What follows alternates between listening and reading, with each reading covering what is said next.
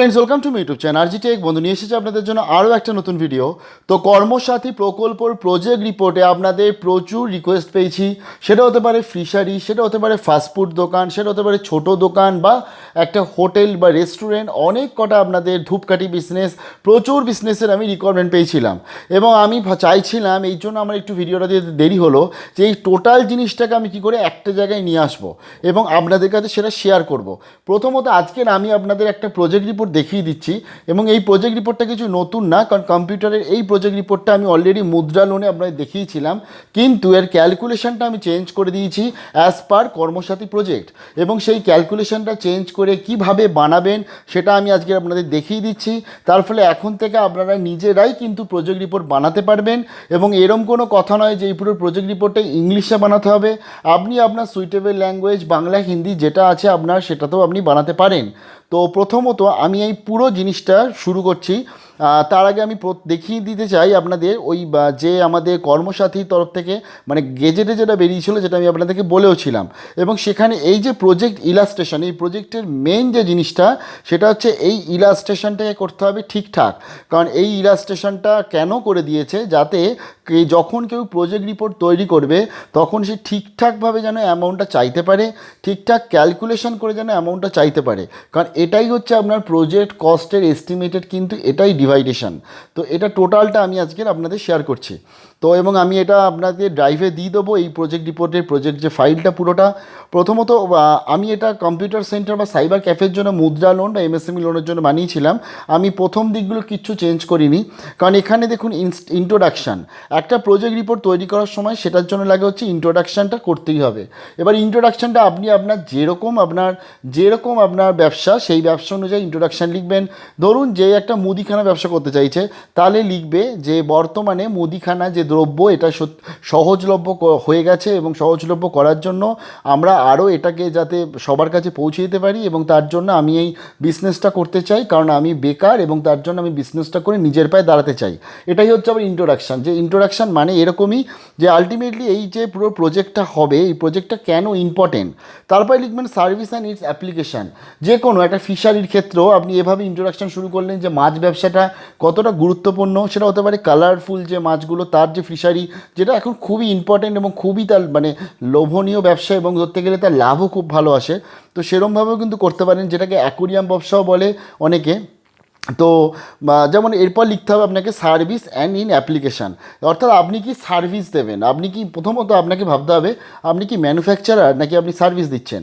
Manufacture মানে যে জিনিসটা তৈরি করছে, যেমন ধরুন একটা জুতোর দোকান, সে কিন্তু ম্যানুফ্যাকচারার, কারণ তৈরি করছে। আবার একটা হোটেল, সে কিন্তু সার্ভিস। তো তার জন্য এইভাবে আপনার যে বিজনেসটা, সেটা আপনি কি করবেন, মানে নিজে তৈরি করবেন নাকি কিছু কোথাও থেকে জিনিস কিনে এনে সেটাকে ব্যবসা করবেন। যেমন মাছ আপনি যদি প্রতিপালন করতে চান, তাহলে সেটা কিন্তু ম্যানুফ্যাকচারিং করছেন। কিন্তু মাছটা প্রতিপালন না করে আপনি যদি সেই মাছটা ধরুন বাইরে থেকে কিনে নিয়ে এসে সেটাকে আপনি ব্যবসা করে বিক্রি করতে চাইছেন, তাহলে কিন্তু সেটা সার্ভিস। তো এইভাবে আপনাকে লিখতে হয় প্রথমে যে আমার সার্ভিসটা কি, আমি কি কাজ করতে চলেছি। এবং এখানে আমি যেমন এখানে ABCD করে বলেছি যে এই কোর্সগুলো আমি করাতে চাই, কারণ এরা কম্পিউটার সেন্টার করছে, তার ফলে কম্পিউটার সেন্টারে এই কোর্স। এখানে আপনারা লিখতেই পারেন সার্ভিস অ্যান্ড অ্যাপ্লিকেশানে, যে ধরুন ফিশারির আছে বা অ্যাকুরিয়াম ফিশ নিয়ে কাজ করছে, সেখানে লিখতে পারেন যে আমি এই মাছ নিয়ে কাজ করতে চাই, বা এরকম রিলেটেড মাছ নিয়ে কাজ করতে চাই। তো এবং যারা ধরুন আজকে যে ধরুন হোটেল ব্যবসা করছে, সে সেখানে লিখতে পারে যেটা ফাস্টফুড সার্ভিস করতে চাই আমি এখানে, এবং বিভিন্ন ধরনের ফাস্টফুডের আমি কাজ করতে চাই। তো তার ফলে সার্ভিস অ্যান্ড অ্যাপ্লিকেশানটা আপনাকে আপনার নিজের মতন বানাতে হবে। যে আজকে ধূপকাঠি তৈরি করবে, তার এটা ম্যানুফ্যাকচারিং। ধূপকাঠির জন্য আপনাকে কিন্তু এখানে লিখতে হবে যে আমি ধূপ মানে প্রোভাইডেড, এবং আমি এই ধূপটাকে বানাতে চাই, বানিয়ে এবং এটাকে আমি হোলসেলারের মাধ্যমে বিক্রি করাতে চাই। কারণ আপনি সেখানে ম্যানুফ্যাকচারার, আপনি হোলসেলারের মাধ্যমে আপনার থেকে কিনবে, হোলসেলার থেকে ডিস্ট্রিবিউটার, এইভাবে আলটিমেটলি পুরো ব্যবসাটা এগোয়। এখানে একটা বড় ব্যাপার হচ্ছে, আপনি এখানে যেমন 4-5টা পয়েন্ট দিয়েছি, সেরকম ধূপেরও অনেক কটা পয়েন্ট আছে যে হ্যাঁ আমি এত রেটের রেসপেক্টে বা এই গন্ধ অনুযায়ী একটা ধূপ রাখছি, এটার জন্য একটা ধূপ রাখছি, সেভাবে আপনি ডিভাইড করতে পারেন। যদি আপনি একটাই ধূপ কোম্পানি বা একরকমই পুরো করতে চাইছেন, তাহলে আপনি সিঙ্গেল যে আপনার যে কোম্পানিটা, যে ধূপটা ধরুন সেটা যে বেসিক আছে, সেই বেসিক্সটা দিয়ে আপনি এখানে জাস্ট লিখে দেবেন। দেবেন। সেটা যে ধূপ কোম্পানি তৈরি করছে, সে ম্যানুফ্যাকচার যে ইউনিট করছে, সে এটা খুব ভালো করে জানে যে কী কী আমাকে দিতে হবে এই ধূপটা তৈরি করতে গেলে। বা ধরুন আপনি যদি জুতোর দোকানে যদি এই সার্ভিস বা কী কী সার্ভিস করতে চাইছেন, ম্যানুফ্যাকচার ইউনিট কী করতে চাইছেন, সেখানে কীরকম ধরনের জুতো রাখতে চাইছেন, ছোট বড় সবার রাখতে চাইছেন, নাকি শুধু একটা শ্রেণীরই রাখতে চাইছেন যে ছোটোদের জুতো দিয়ে আমি শুরু করছি প্রথমে। তো এইভাবে আপনাকে নিজের করতে হবে। এবং যখনই আপনি এটা ম্যানুফ্যাকচার হয়ে যাচ্ছে, এটা সার্ভিস দেবেন না, এটা দেবেন হচ্ছে ম্যানুফ্যাকচার অ্যান্ড ইটস অ্যাপ্লিকেশান। তো তার ফলে 3 নম্বর পয়েন্টটা একটু দেখি, মার্কেট।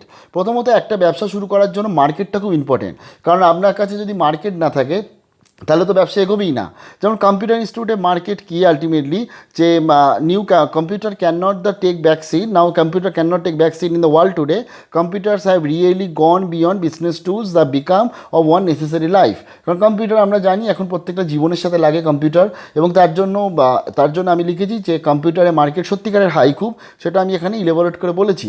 2 লাইনে জাস্ট লিখবেন।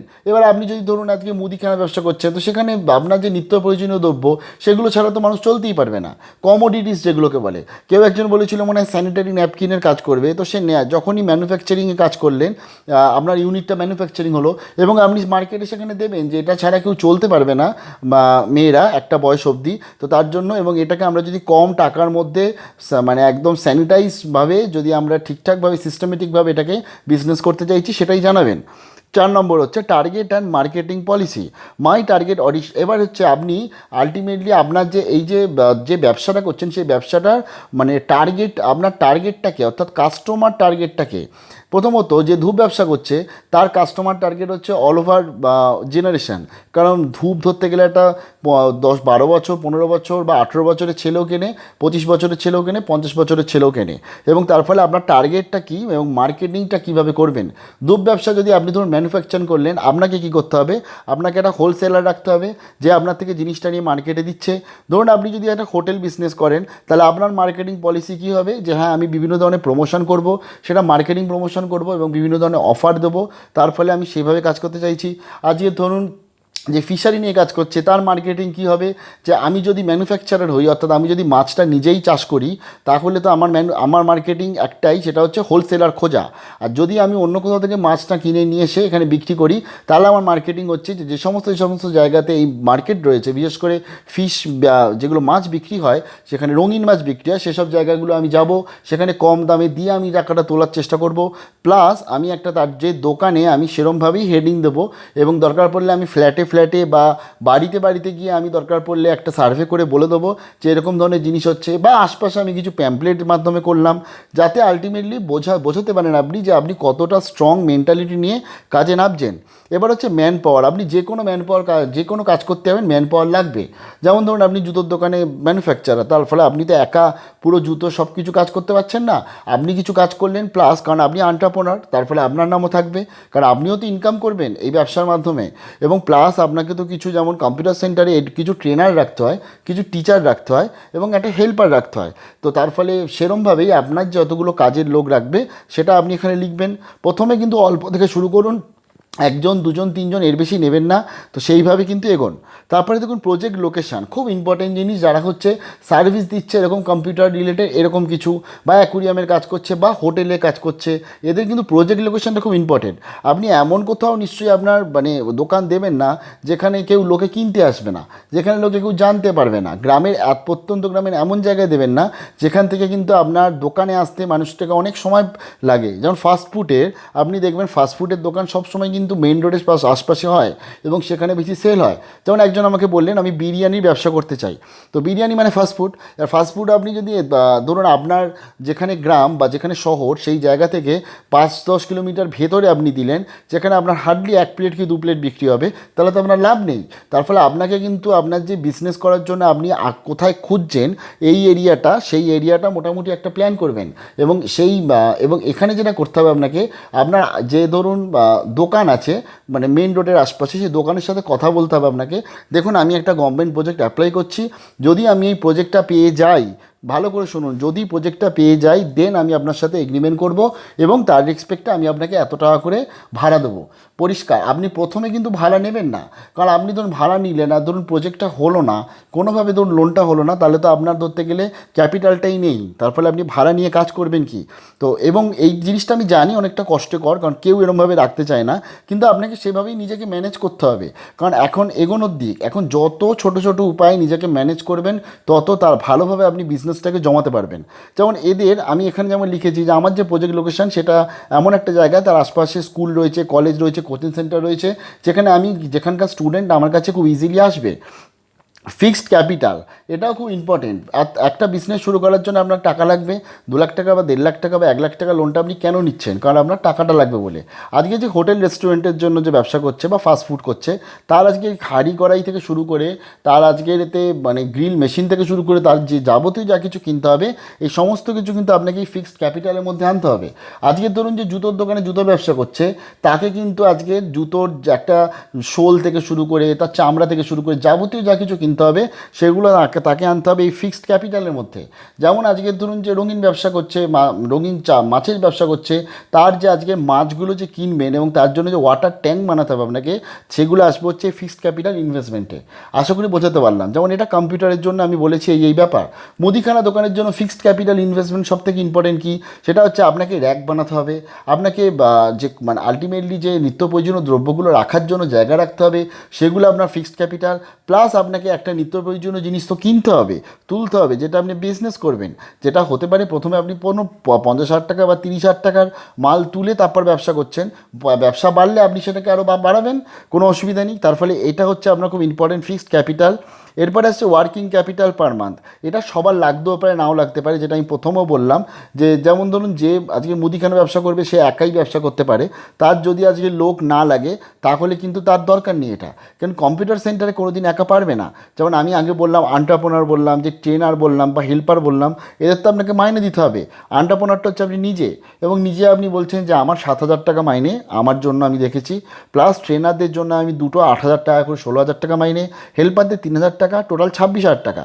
এবার আমি আদার এক্সপেন্সেসের মধ্যে নিয়ে চলে এসেছি ইলেকট্রিক চার্জ, রেন্ট, আদার চার্জেস মধ্যে অনেক কিছু ছোটোখাটো জিনিস থাকে, এবং তার সাথে টোটাল করে দিই 16,000 টাকা। টোটাল আমার প্রজেক্ট কস্ট 1,84,000 টাকা। কেন? কারণ এই 16,000, 26,000 প্লাস 1,42,000কে অ্যাড করলে আমার 1,84,000 আসছে। তার মানে আমার 2 লাখ টাকার মধ্যে কর্মসাথী প্রজেক্ট চলে এলো। এইবারে খুব ইম্পর্টেন্ট, এই এতগুলো যা বললাম এগুলো আপনারা মোটামুটি মুদ্রানোর সময় অনেকে শুনেছেন। খুব ইম্পর্টেন্ট যেটা ক্যাটাগরি লিখতে হবে আপনাকে, যে আপনি জেনারেল কাস্ট না শিডিউল কাস্ট। জেনারেল কাস্ট হলে কিন্তু 50,000-এর ওপরে 10% ইনভেস্ট করতে হয়, শিডিউল কাস্ট হলে কিন্তু 5% ইনভেস্ট করতে হয়। এটা আমি আগের দিন বলেছিলাম। এবার আমি বলেছি এখানে আমি জেনারেল কাস্ট, আমার 1,84,000 টাকা টোটাল প্রজেক্ট কস্ট। এখানে এবার সবথেকে ইম্পর্টেন্ট যেটা ঠিকঠাক করে করবেন, ওন কন্ট্রিবিউশন 10%, অর্থাৎ আমার 1,84,000 10% মানে কত? 18,400 টাকা। এটা আপনাকে নিজেকে দিতে হবে। Plus project subsidy by government 15%। Project subsidy government যেটা আপনাকে 15% দেবে ম্যাক্সিমাম, সেটা কত? 27,600 টাকা। ঠিক আছে, এটা হতে পারে আপনার 25,000 টাকার মধ্যেও আসতে পারে। তো এবারে স্টেট কোঅপারেশন, এবার কোঅপারেটিভ ব্যাঙ্ক আপনার, তাহলে কোঅপারেটিভ ব্যাঙ্ক থেকে আপনি কত টাকা লোন নিচ্ছেন? আপনার এই ক্ষেত্রে যদি 15% গভর্নমেন্ট দিচ্ছে, 10% নিজেকে দিতে হচ্ছে, তাহলে কোঅপারেটিভ ব্যাঙ্কের থেকে আপনি লোন নিচ্ছেন 1,38,000 টাকা। বোঝা গেল? এবং এই 1,38,000 টাকার ওপরই ইন্টারেস্ট বসে আপনাকে মাসে মাসে পেমেন্ট করতে হবে। সেই ক্ষেত্রেও অনেক ছাড় আছে যদি আপনি ঠিকঠাকভাবে পেমেন্ট করতে পারেন। এটা হচ্ছে আপনার প্রজেক্ট কস্ট এবং টোটাল এই 1,84,000। এবং কত টাকা ইন্টারেস্ট দিতে হয় বা কত টাকা বাকি পরবর্তী যা হবে সেগুলো আমি পরবর্তীতে বলবো, কারণ আগে আপনারা প্রজেক্টে অ্যাপ্লাই করে আগে অ্যাপ্রুভাল পান। এবার দেখুন আমি একটা দিয়েছি এখানে এস্টিমেটেড টার্নওভার, যে আমার এতগুলো স্টুডেন্ট সেই হিসাবে আমার এত টাকা আসতে পারে। এটা আপনারা কম করতেই পারেন, কারণ আপনাকে এস্টিমেটেড টার্নওভার কেন বলেছি আমি, কারণ এস্টিমেটেড টার্নওভারটা এই জন্য রাখা ভালো যে আলটিমেটলি আমি ব্যবসা করে ব্যবসার গোলটা কী রাখছি। ব্যবসা করতে তো আপনি 2 লাখ টাকা লোন নিচ্ছেন বা 1,00,000 টাকা 50,000 টাকা লোন নিচ্ছেন, কিন্তু আপনার যে বিজনেসের গোলটা ঠিক আছে, এটা bank plus BDO office plus গভর্নমেন্টকে জানানো আপনারই দায়িত্ব। তার ফলে এটা আপনি সেখানে দিয়ে দেবেন। ঠিক আছে, তো মোটামুটি এটা হচ্ছে পুরো প্রজেক্ট রিপোর্টটা, এটা সবথেকে ইম্পর্টেন্ট পার্ট। এবং আমি লিখেও দিয়েছি দেখুন, project cost division as per Karmasathi প্রকল্প। কর্মসাথী প্রকল্প অনুযায়ী আমি একদম প্রজেক্ট কস্টটাকেই ডিভিশন করে এইভাবে করেছি। তো মোটামুটিভাবে যারা এখনও অবধি অ্যাপ্লাই করেননি তারা প্রজেক্ট রিপোর্টটা বানিয়ে নিন নিজের মতন করে, এবং MJ@gmail.com মেল আইডি আমার, আপনারা বানিয়ে পাঠাতে পারেন, আমি দেখে নিতে পারবো, দেখে নেব যে ঠিক বানিয়েছেন কি না। যদি আপনাদের কোনো অসুবিধা হয় তো, এবং এটা অপশনাল, এবং প্লাস আপনাদের এটা ইংলিশ বাংলা আপনি আপনার নিজের মতন করে এটাকে বানাতে পারেন, আশা করি অসুবিধা হবে না। অসংখ্য ধন্যবাদ ভিডিওটা দেখার জন্য। পরবর্তী যেরকম যে আপডেট পাবো আপনাদের জন্য নিয়ে আসবো, এবং আপনাদের প্রত্যেকটা কমেন্ট কিন্তু আমি পড়ি, উত্তর না দিতে পারলো, এবং তার জন্যই আজকের এই ভিডিওটা নিয়ে এলাম। সবার যারা যারা কর্মসাথী অ্যাপ্লাই করছেন তাদের জানাই বিশাল বড় একটা বেস্ট অফ লাক।